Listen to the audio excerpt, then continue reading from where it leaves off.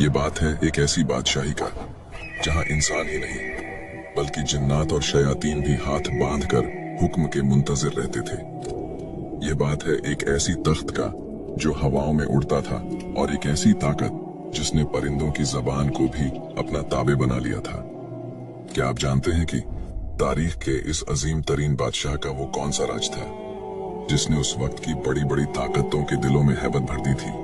और क्या वो तख्त सिर्फ सोने चांदी का एक ढांचा था या उसके पीछे कोई ऐसी टेक्नोलॉजी थी जिसका तसव्वुर आज की साइंस भी नहीं कर सकती? नाजरीन ए गिराम, हजरत सुलेमान अलैहिस्सलाम की सल्तनत कोई आम इंसानी हुकूमत नहीं थी।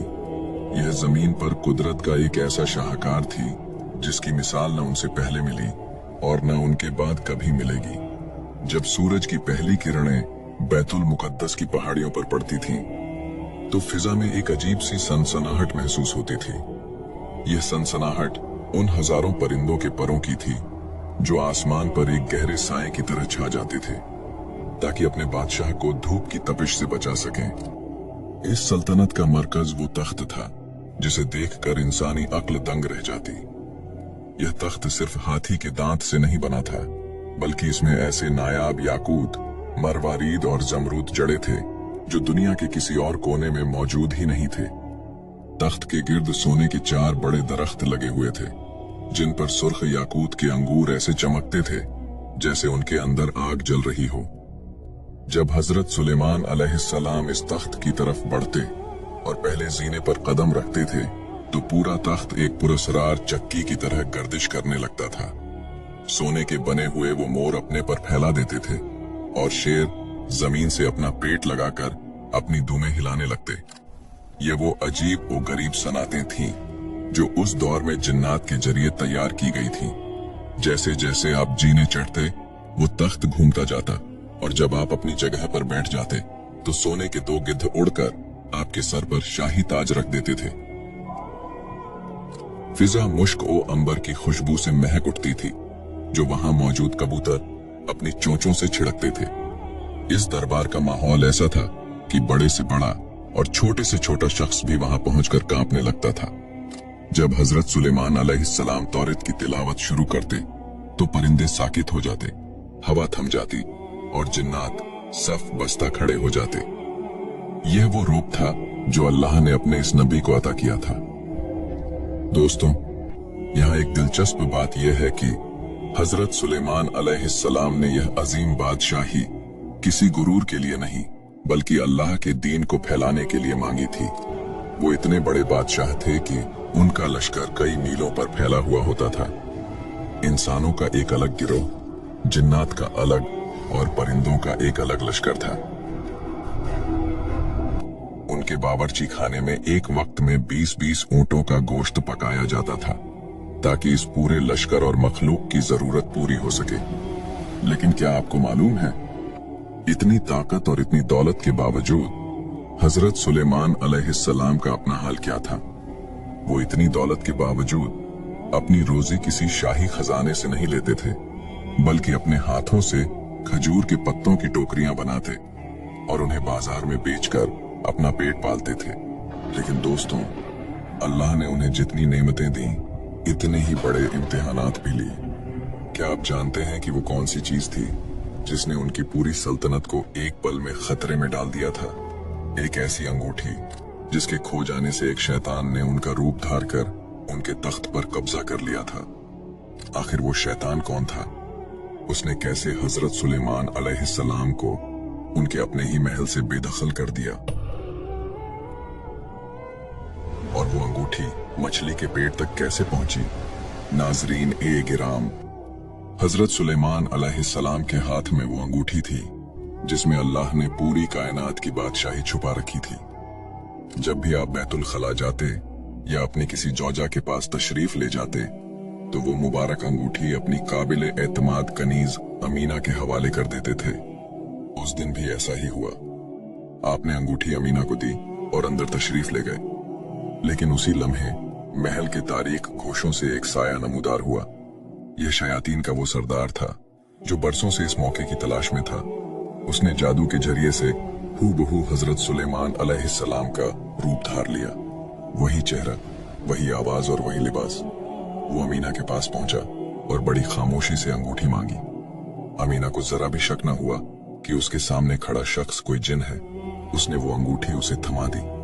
जैसे ही उस शैतान ने वो अंगूठी अपनी उंगली में पहनी, एक जबरदस्त गरज चमकी। कायनात की तमाम ताकतें उसके ताबे हो गईं। वो जाकर तख्ते सुलेमान पर बैठ गया और जिन ओ इंस, परिंदे और जानवर सब उसके सामने हाथ बांधकर खड़े हो गए। दूसरी तरफ जब असली सुलेमान अलैहिस्सलाम बाहर आए और अपनी अंगूठी तलब की तो अमीना का रंग तब्दील हो गया। उसने हैरत से देखा और कहा, सुलेमान तो तख्त पर बैठे हैं, तुम कौन हो जो उनका रूप धार कर आए हो? हजरत सुलेमान अलैहिस्सलाम के पैरों तले से जमीन निकल गई।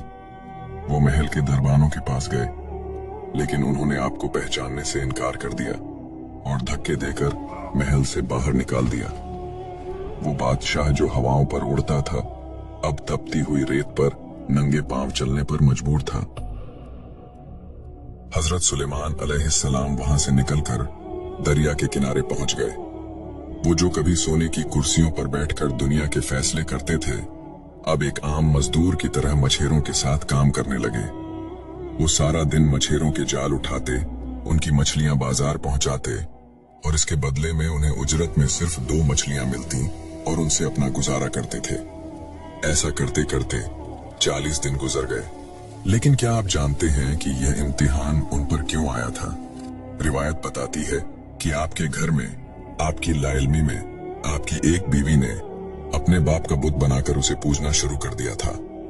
अगरचे हजरत सुलेमान अलैहिस्सलाम इससे बेखबर थे, लेकिन अल्लाह ने अपने नबी को इस बात पर तंबीह की कि आपके घर में बुत परस्ती हो रही है और आपको खबर तक नहीं। उधर महल में वो शैतान बड़ी बेरहमी से हुकूमत कर रहा था। वो ऐसे फैसले करता जो अल्लाह के कानून के खिलाफ थे। आहिस्ता आहिस्ता लोगों को शक होने लगा। हजरत सुलेमान अलैहिस्सलाम की वालिदा ने महसूस किया कि उनका बेटा पहले की तरह उनका फरमान बरदार नहीं रहा। अजवाज़े मुतहरा ने देखा कि वो शख्स हैज की हालत में उनके करीब आता है, जो कि एक नबी की शान के बिल्कुल खिलाफ था। शक की यह आग पूरे बनी इजराइल में फैल गई और लोग समझ गए कि तख्त पर बैठा हुआ शख्स सुलेमान अलैहिस्सलाम नहीं, बल्कि कोई फितना है। 40 दिन पूरे होने को थे। वो शैतान डर गया कि कहीं उसका राज न खुल जाए। उसने वो पुरस्कार अंगूठी निकाली और समंदर की लहरों के हवाले कर दी। वो समझा कि अब सुलेमान अलैहिस्सलाम कभी वापस नहीं आ सकेंगे, लेकिन वो भूल गया था कि जो अल्लाह अंगूठी के बिना बादशाही छीन सकता है, वो समंदर की गहराइयों से भी उसे वापस ला सकता है। फिर एक दिन दरिया के किनारे बैठे हुए हजरत सुलेमान अलैहिस्सलाम एक मछली का पेट चाक करने जा रहे थे, जो उन्हें उजरत में मिली थी। वो खामोशी से साहिल के एक पत्थर पर बैठ गए ताकि उसे साफ करके अपनी भूख मिटा सकें। जैसे ही उन्होंने मछली का पेट चाक किया, उनकी उंगलियां किसी सख्त और ठंडी चीज से टकराईं। जब उन्होंने वो चीज बाहर निकाली तो उनकी आंखें हैरत से फैल गईं। वो वही अंगूठी थी जिस पर अल्लाह का इस्मे आजम नक्श था, जिसने जिन्हों को लगाम दी थी और जिसके खोने से दुनिया का निजाम बदल गया था। जैसे ही सुलेमान अलैहिस्सलाम ने वो अंगूठी अपनी उंगली में पहनी, पूरी कायनात में एक थरथराहट पैदा हो गई। अचानक आसमान परिंदों से भर गया। हजारों की तादाद में परिंदे आसमान से उतरकर सुलेमान अलैहिस्सलाम के सर पर साया करने लगे। हवा की रफ्तार बदल गई और वो नरमी से आपके गिर्द घूमने लगी। जिन्नात जो अब तक उस शैतान के कब्जे में थे, उन्हें एक झटका लगा और वो समझ गए कि असली बादशाह वापस आ चुका है। सुलेमान अलैहिस्सलाम के जिस्म में एक नई तवानाई दौड़ गई। आप वहां से चले और जब बिलादे इस्तखर पहुंचे तो आपके चाहने वाले और पैरोकार जो परेशानी में थे, खुशी से निहाल हो गए। उनकी तकलीफें खत्म हो गईं और वो अपने इमाम और बादशाह के गिर्द जमा हो गए। दोस्तों, आप तसव्वुर करें उस शैतान का क्या हाल हुआ होगा। जैसे ही सुलेमान अलैहिस्सलाम ने अंगूठी पहनी, उस शैतान का जादू टूट गया। वो तख्त से उठकर भागा, लेकिन अब उसके लिए जमीन तंग हो चुकी थी। सुलेमान अलैहिस्सलाम ने उसे और उसके पूरे लश्कर को गिरफ्तार कर लिया। आपने उसे ऐसी सजा दी जो कयामत तक के लिए इबरत बन गई। उन सरकश शयातीन को पत्थरों के दरमियान और समंदर की गहराइयों में कैद कर दिया गया, जहां वो आज भी महबूस और अजाब में मुब्तला हैं। लेकिन कहानी यहाँ खत्म नहीं होती। यहाँ एक बहुत बड़ा सवाल पैदा होता है। सुलेमान अलैहिस्सलाम के वजीर आसिफ बिन बरखिया, जिनके पास किताब का इल्म था और जो पलक झपकने में तख्ते बिल्कीस ला सकते थे, वो इस पूरे अरसे में खामोश क्यों रहे? जब सुलेमान अलैहिस्सलाम ने तख्त संभाला तो उन्होंने आसिफ बिन बरखिया से पूछा, मैं बाकी लोगों को तो माजूर समझता हूं, क्योंकि वो शैतान के मकर को नहीं समझ सके, लेकिन तुम तो उसे पहचानते थे, तुम क्यों खामोश रहे? आसिफ बिन बरखिया ने जो जवाब दिया, ए अल्लाह के नबी, मैं न सिर्फ इस मछली को पहचानता था जिसने अंगूठी निकली, बल्कि उसके आबा व अजदाद को भी जानता था, मगर अल्लाह का हुक्म यही था कि ये वक्त आप पर गुजरे। वो शैतान मुझसे कहता था कि सुलेमान की तरह मेरे लिए भी अहकाम लिखो, मगर मेरा कलम जुल्म लिखने के लिए तैयार न था, इसलिए मैं मसलहतन खामोश रहा। दोस्तों, इसी गुफ्तगू के दौरान एक और अजीब बात सामने आई। सुलेमान अलैहिस्सलाम ने आसिफ से हुदहुद, हुपोए परिंदे का जिक्र किया। वो परिंदा जो पानी को जमीन की तहों के नीचे देख लेने की हैरत अंगेज ताकत रखता है। सुलेमान अलैहिस्सलाम ने फरमाया कि वो उसे इसीलिए पसंद करते हैं क्योंकि वो जमीन के नीचे का पानी देख लेता है।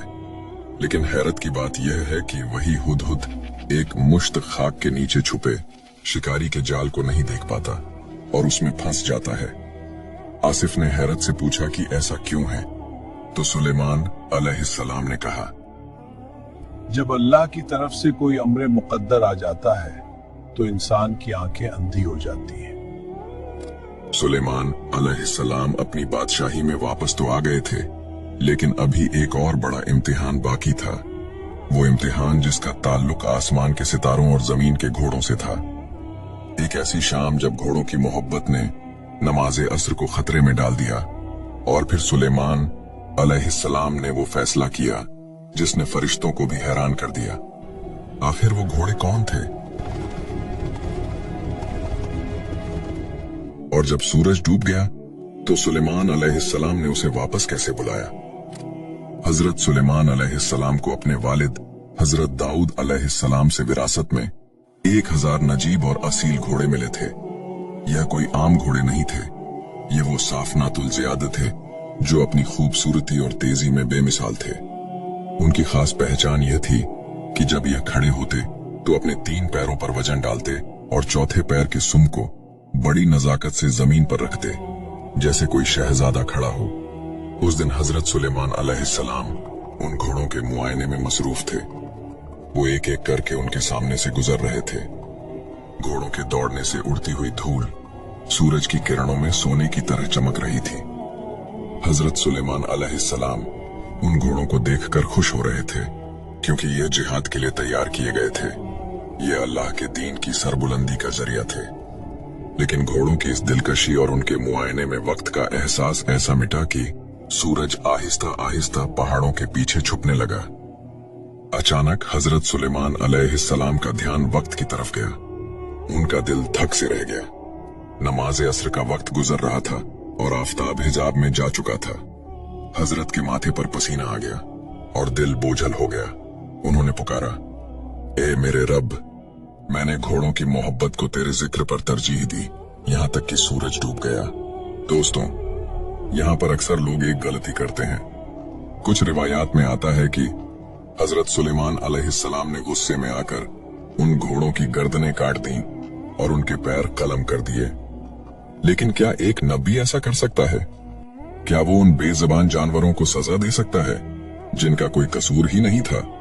हमारे उल्मा और दानिश्वर कहते हैं कि ऐसा हरगिज नहीं था।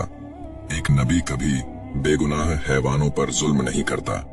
असल में हुआ यह था कि जब हजरत सुलेमान अलैहिस्सलाम को एहसास हुआ कि सूरज गुरूब हो गया है, तो उन्होंने फरिश्तों को हुक्म दिया, अल्लाह से दुआ की कि सूरज को वापस लाया जाए।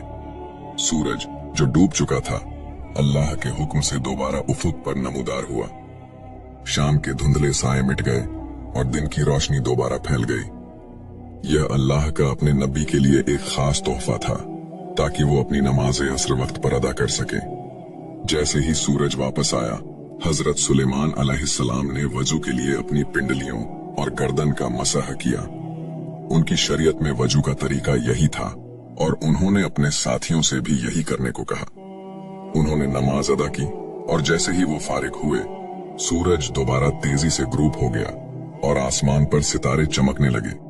यह रद्द शम्स यानी सूरज का पलटना तारीख के अजीम तरीन मौजज़ात में से एक है। जहां तक घोड़ों की बात है तो हजरत सुलेमान अलैहिस्सलाम ने उनकी गर्दनें नहीं काटी, बल्कि उनकी गर्दनों और पिंडलियों पर अपना शफकत भरा हाथ फेरा। वो उनके बालों को धो रहे थे और उनकी मालिश कर रहे थे, क्योंकि वो अल्लाह की राह में जिहाद के लिए वक्फ थे। लेकिन क्या आप जानते हैं कि आजमाइशों का यह सिलसिला अभी खत्म नहीं हुआ था? अल्लाह ने जहां उन्हें सल्तनत दी, वहां एक और ऐसा इम्तिहान लिया जिसने हजरत सुलेमान अलैहिस्सलाम को हिलाकर रख दिया। यह इम्तिहान उनकी अपनी औलाद से मुताल्लिक था। एक रात हजरत सुलेमान अलैहिस्सलाम ने एक ऐसी बात कह दी जिसमें इंशाअल्लाह कहना भूल गए। इस एक छोटे से जुमले की कमी ने उनके घर में एक ऐसा बच्चा पैदा किया जिसका धड़ अधूरा था। और फिर वो वक्त आया जब मलिकुल मौत हजरत सुलेमान अलैहिस्सलाम के दरबार में अक्सर चक्कर लगाने लगे और उनके बेटे को बड़ी अजीब नजरों से देखने लगे। आखिर मौत के फरिश्ते की उस नजर का क्या मतलब था?